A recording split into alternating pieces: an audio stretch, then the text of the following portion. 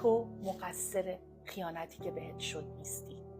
نه، تو مقصر اون خیانتی که بهت شد نیستی. هر چقدر هم توی رابطت اشتباه کردی، هر چقدر هم توی رابطت کارای نادرستی انجام دادی، تو لایق و شایسته خیانت نبودی. اون شخص میتونست مشکلاتش رو با تو مطرح کنه و از زندگی تو بدون اینکه بهت خیانت کنه یا بره یا مسائلش رو حل کنه. اگر فکر میکنی که میتونستی آدم بهتری باشی پس در نتیجه اون خیانت نمیکرد،